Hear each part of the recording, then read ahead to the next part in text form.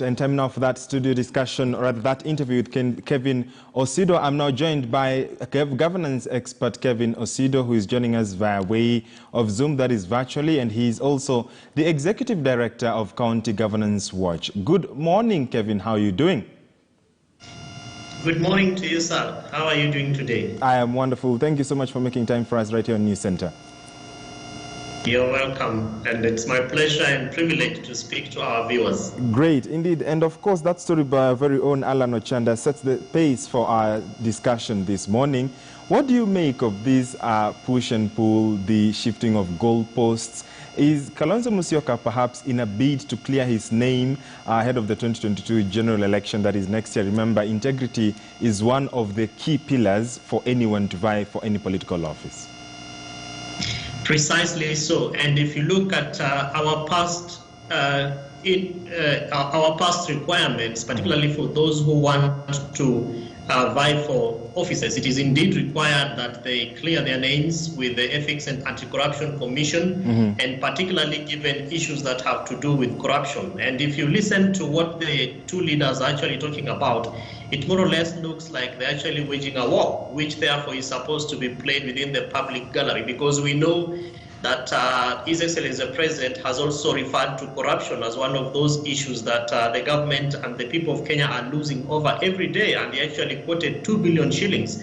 And so because the two gentlemen have declared interest in the highest office in the land, they want to more or less come out to the people of Kenya as either clean or unclean. And so what is playing, as we can see, between the deputy president and the former vice president is purely this, they are seeking for moral authority. And one is asking, how can you be the one who has been in power, and then for instance, where you are staying or your land is public land, and the other one is saying that we have a citizen who actually passed on because he was frustrated in trying to claim land which you grabbed. So what is playing, Maringa, is basically the quest for moral authority between the two leaders to want to sanitize themselves before the people, and therefore be seen to be qualified against the requirements of Chapter 6, which is probably why the former vice president and the leader of Wiper Party made way into the DCI headquarters to want to now go and clear his name. Indeed, Kevin, but perhaps is this setting the stage for more push and pull and pointing fingers at each other between the two leaders, you think?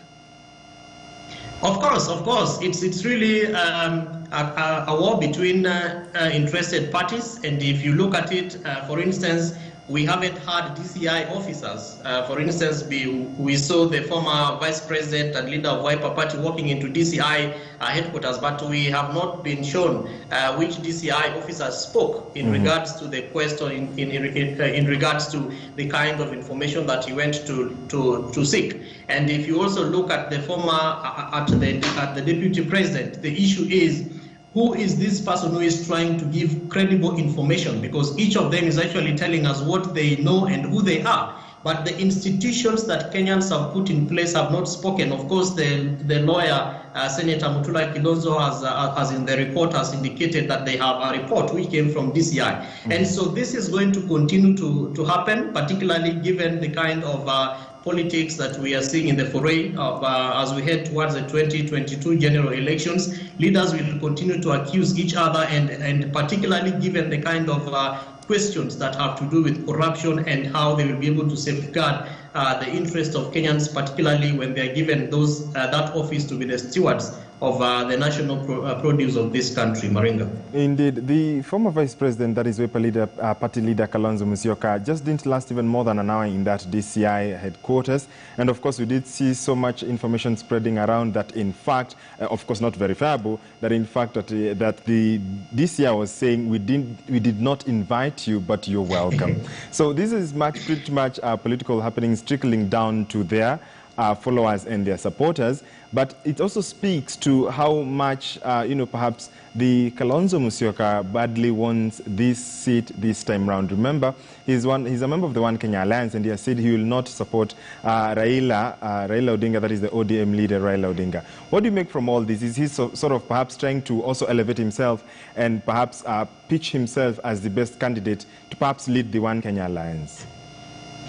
If you look at the conversations that are taking place between the citizens and the political class, the conversation is slowly moving away from what we have seen in the past, where the individual who probably has the highest number of voters or votes then is declared to be the candidate in terms of the party formations and the coalitions and alliances that are taking place. And this is purely because of what Kenyans have seen in the government of His Excellency the President Uhuru Kenyatta. Remember that in 2013, the president was actually touted to be one person who would then protect the resources of Kenyans and deal with issues of corruption. And people were saying that because he probably comes from quote unquote a rich family, that we will not see resources and money is being stolen and being lost. But if you look at the debt burden and the corruption scandals that this government has actually had to go through, most of them happening at the highest apex,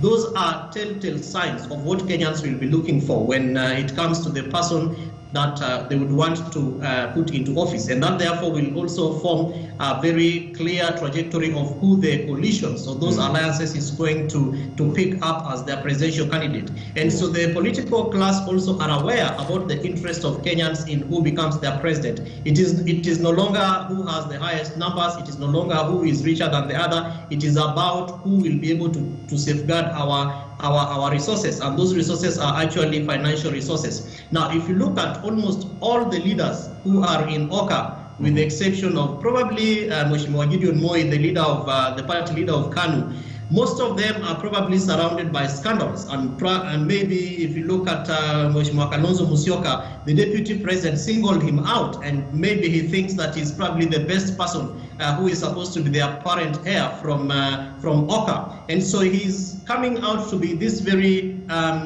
abrasive and aggressive person who wants to clear his name. Of course, taking the cue from the deputy president, who has come out to say some allegations or some, to more or less read a riots act on the former vice president. But if you look at, say, for instance, Mheshimiwa Wetangula, there are issues between him and Kenyan embassy in Japan, things which have been reported and issues that he has also talked about at the Senate. You look at, for instance, Mheshimiwa Musalia Mudavadi, there are issues that is also talked about, particularly pertaining to land which is supposed to be used by government for certain purposes. And so each of them, Maringa, is trying to, clear their names and to come out to Kenyans as the person who can be able to safeguard their interests. And this is a conversation that will continue to happen, particularly between the people of Kenya in the quest of the person who will be their president, and also within the political class, particularly those who are seeking to form alliances to be able either to be endorsed by the president, because remember that the president is very keen to look at who becomes his successor, and that is probably why he's also continuously having meetings with One Kenya Alliance. He's continuously engaging in conversations with the former Prime Minister Raila Odinga, because he's also much more concerned about the state of affairs when it comes to corruption in this country. And so One Kenya Alliance, the former Prime Minister, will have to be very clear in terms of the kind of image that they want Kenyans to pick from them. And that is what, in my way of looking at it, will also motivate the President, Uhuru Kenyatta, to more or less say so-and-so Tosha, and can be presented to the people of Kenya as his heir. Yes, Kevin, let's now switch gears to the public's part between President Uhuru Kenyatta and his deputy. And you did see, of course, and listen to what the president had to say 2 days ago.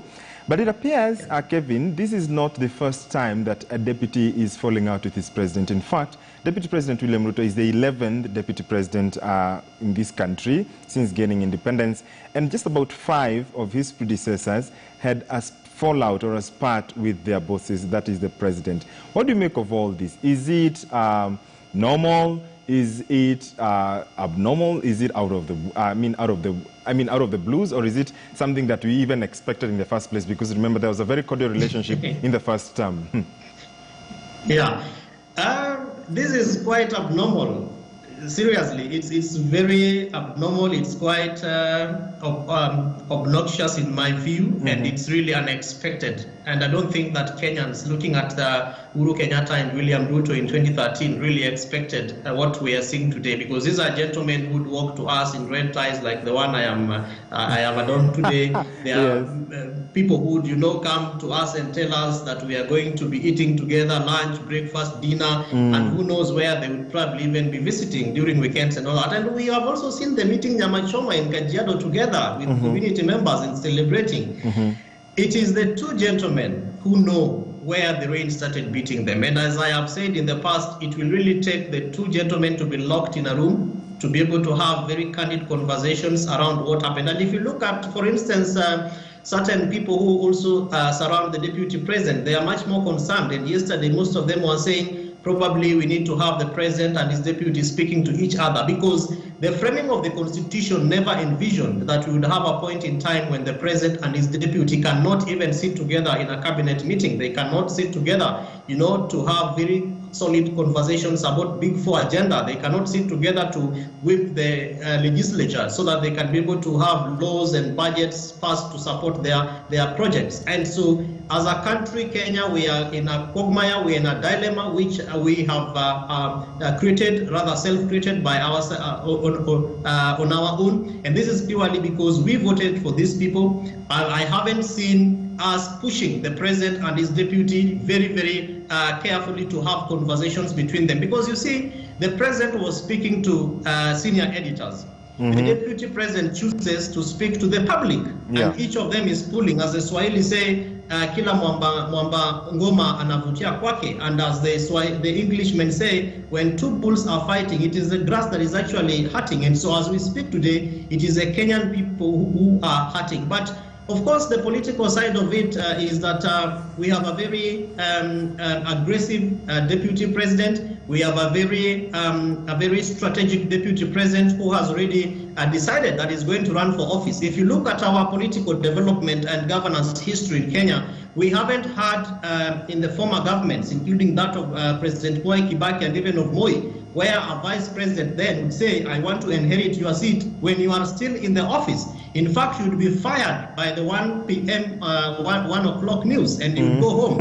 As it is today, if you look at how these two people are voted and how we vote our presidents in Kenya today by constitution, it is required through Article 137 that you nominate an individual who would then go together with you on a ballot. And that is where the president actually has the biggest dilemma, because as it is right now, unless the deputy president is impeached, for which I don't see that happening, especially if you look at the kind of undertones that have been happening within the political circles. Of course, if the president wanted to impeach him, he has the numbers, George, he has the numbers in both the Senate and also in the National Assembly. But I don't think that probably his handlers and the parliamentarians are keen to go through that way. So maybe the much we can do is to what probably Article 150 of the Constitution, subsection 1(3) says that you probably submit a gross misconduct, element on the deputy president. But the question.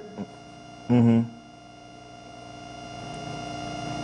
he was telling the president, sorry, we began this thing together, and we have to move on together. Quite unfortunate. Indeed. So then where does this leave the electorate, their supporters, who you say very well, we started seeing them in white shirts, red ties, then there appeared to be a seemingly undoubted fallout in the second term. So when does this, as we bring this conversation on that part to a close, where does this leave their followers and their supporters? Does this mean that perhaps, the deputy president would end up then having sympathy votes? Is perhaps even the president shifting alliance and saying then he will move with his supporters, but of course as he heads out to retirement? Where does this leave the supporters who were originally for the two and then now have split ranks? Where this leaves us is at two levels, actually three levels. The first level is to try and ensure that these two gentlemen have their own handshake. In the same manner that we saw a handshake that arose from a political duel between the president and the former prime minister, which therefore brought in the BBI process, we probably need a similar handshake between the president and his deputy. Because remember, the people that are actually being affected the most are the citizens.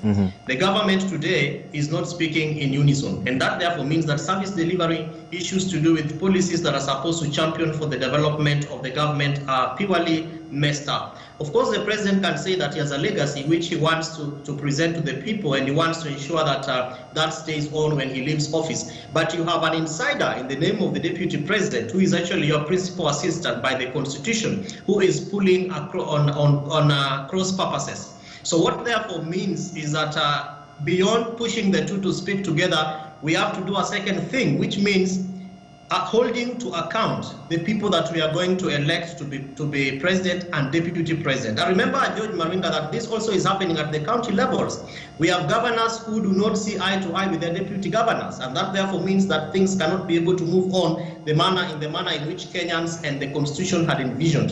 So that therefore means that we have to, on purpose, even have pledges where the president and his deputy will sign in front of people and say, I will stand by my deputy, or I will stand by my boss, the way, for instance, the deputy president calls the president. He calls him my boss in public, but then in private, who knows what he calls him, you know? So that therefore means that we will have to push them so that we also have them signing pacts that will be able to bind them together even when they are in office and also out of office, because the government has to be seen to be running. And the third thing which we have to do is to ask the deputies to stop seeking to unseat their bosses when they are still in office. Of course, the president has less than 350 days to leave office, but that therefore means that the deputy president is trying to angle himself.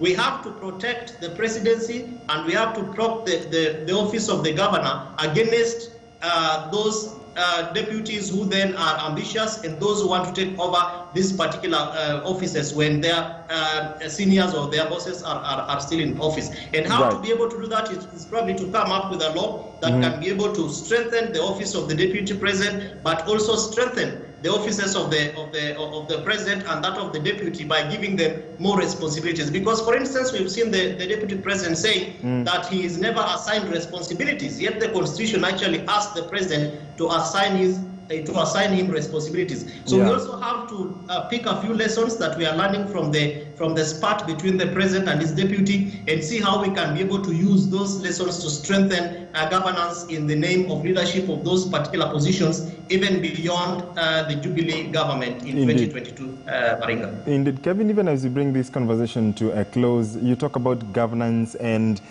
looking into the clauses, and this boils down to that one document that binds us as a country and that leads us as a country, and that's the Constitution of Kenya 2010, the current Constitution, and tomorrow will be the 11th anniversary of this Constitution.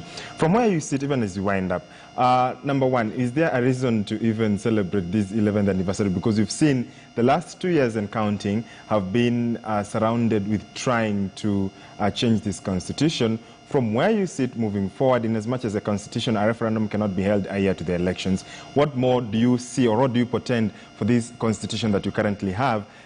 Is it something that perhaps we will continue having, or will leaders attempt to even change it or even amend it? Maringa, the Constitution of Kenya gives sovereign power to the people. The people will have to, as we commemorate the day tomorrow, we will have to ask ourselves the question, how have I, as Kevin Osido, protected the Constitution?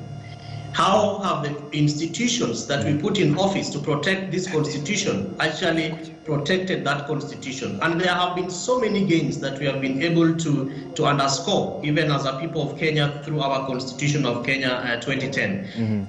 If you look at, for instance, the expanded spaces for the citizens to engage, we are talking about public participation mechanisms, which are in Article 10, because that is actually a value that has been given to us by our Constitution. We have people today who can be able to stop processes that they feel do not include them at both the county and even the national levels. So people have a much more enhanced voice to be able to speak to leadership and governance issues. You talk about issues to do with the resource allocation, both at national and county levels, is actually a requirement of a law which supports the Constitution, which is Public Finance Management Act, that the citizens must have their voices count. if you look at, for instance, issues to do with equity, equalization, and issues to do with representation, today we have much more of citizens who have been brought closer to the decision-making tables, and that is courtesy and auspices of our constitution, as opposed to what used to be before,